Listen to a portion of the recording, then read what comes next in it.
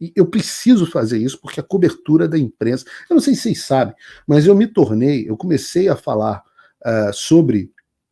comecei a fazer vídeo no YouTube com um programa chamado Conexão América, muito carinhoso, saudoso, com o Dr. Marcelo Ribeiro, onde eu falava o que de fato estava acontecendo nos Estados Unidos, sem o bullshit dos correspondentes internacionais. E eu assisto pouco a mídia do Brasil. Quando eu entro, eu só vejo notícias absolutamente desencontradas.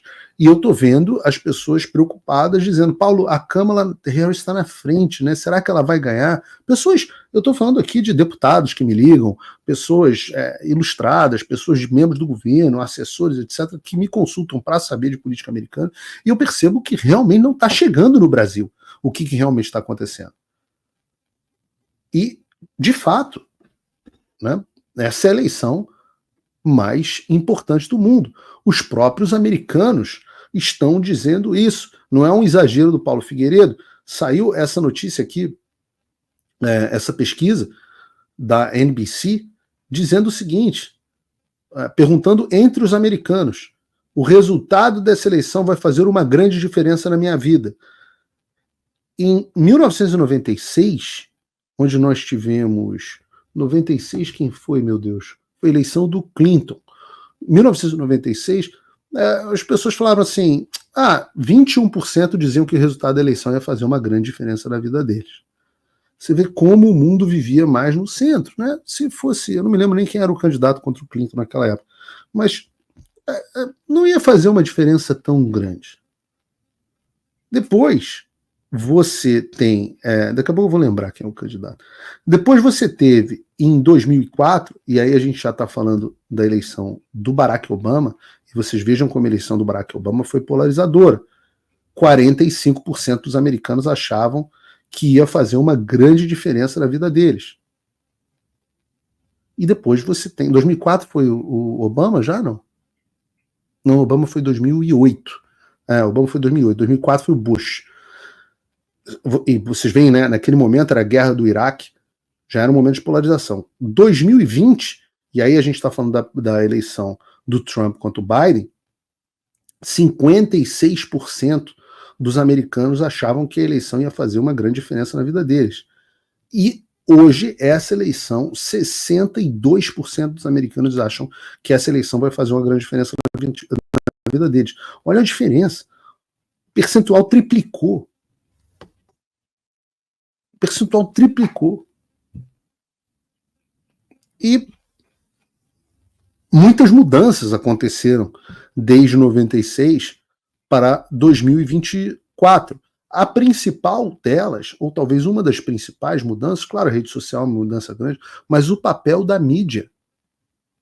O papel da mídia, o papel vergonhoso que a mídia tem, e tem um capítulo inteiro do meu curso só sobre a morte do jornalismo, né, do curso Fim da América,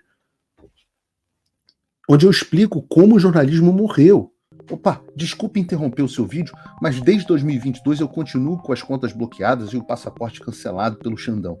Se você aprecia o meu trabalho e tudo que eu faço pela liberdade de expressão, tem um lugar onde você pode se tornar meu apoiador com uma pequena quantia por mês. Acesse www.paulofigueiredoshow.com e torne-se meu apoiador, e aí você vai receber conteúdos exclusivos e desconto nos meus cursos. Ou então você pode se tornar meu patrono Gold e passar a me pautar, tem reuniões comigo, você entra para o meu grupo de WhatsApp, que eu uso sempre. O link para tudo isso está aí na descrição. E a gente descobriu essa semana que a emissora CBS, que é uma das grandes emissoras americanas, para quem não sabe, a CBS tinha o programa CBS Evening News, que é o programa que inspirou o Jornal Nacional. O Walter Cronkite era o âncora, né, daquela época que o jornalismo tinha... Todo mundo já viu as imagens do Walter Cronkite falando sobre o pouso do homem na Lua, sobre guerra no Vietnã, sobre o assassinato do John Kennedy. Ele era uma espécie de Cid Moreira, assim, muito mais popular nos Estados Unidos. A CBS Evening News era o padrão de ouro do jornalismo isento global. E essa mesma CBS, e por isso que isso é icônico, essa mesma CBS editou uma entrevista para a Kamala Harris. Então não só a Kamala Harris está fazendo poucas entrevistas, como mostramos aqui no programa que o debate, ela escolheu as perguntas e recebeu as perguntas antes, como as entrevistas agora foram editadas para parecer que ela não é uma retardada mental. Vejam quão bizarra é a diferença entre as duas versões. A gente colocou aqui. Prime Minister Netanyahu is not listening.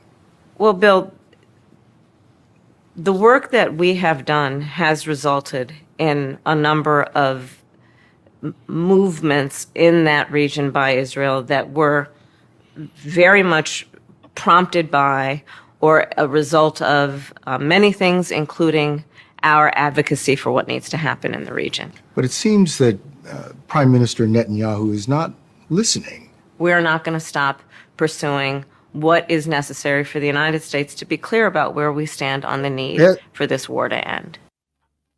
Essa é a versão editada. A versão original é um bando de baboseira que não significa nada. E a versão editada é uma versão assertiva que não tem nada a ver com a resposta original dela.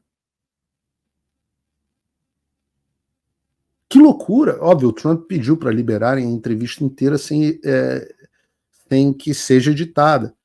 Eu estava vendo agora, antes de entrar no ar, o Trump num clube de empresários de Chicago, numa entrevista da Bloomberg, o Trump sentado com jornalistas horas e horas respondendo tudo que ele queria. E eu ainda gostei, mandei até para algumas pessoas, como o Trump afirma sem medo nenhum. Ele fala assim, perguntam para ele do 6 de janeiro, ele não tem medo. Ele vai lá e responde, não, 6 de janeiro, o que aquelas pessoas estavam revoltadas com a eleição ter sido roubada? E eu tenho certeza de que foi roubada, segundo o Trump. Ele dizendo, não eu. Quando, que a gente vai ter no Brasil alguém que fale assim assertivamente? Ele falou, a transição de poder foi pacífica. Acho que só mesmo o Silas Malafaia que deu essa resposta dizendo que o negócio do golpe era uma fake news da imprensa, a maior fake news da imprensa. Enquanto isso, na Kamala Harris, não só a CBS, volto a dizer, era o padrão de ouro do jornalismo. Edita a entrevista para parecer que a Kamala não estava...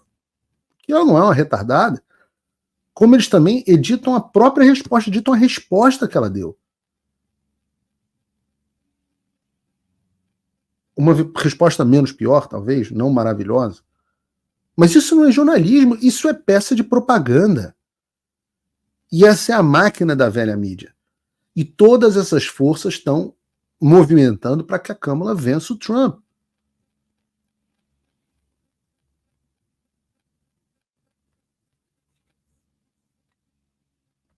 O que eu disse na época que o Joe Biden saiu é que ele escolheu, talvez de propósito, quando ele foi saído, ele apoiou, o partido apoiou, escolheram quase que de propósito a pior candidata possível para substituí-lo. A Kamala Harris não consegue responder, é a Dilma americana. Ela não consegue responder questionamentos simples de cidadão comum. Eu estou falando de perguntas ordinárias, coisas que qualquer político meia-boca pode sair a saber enrolar e responder.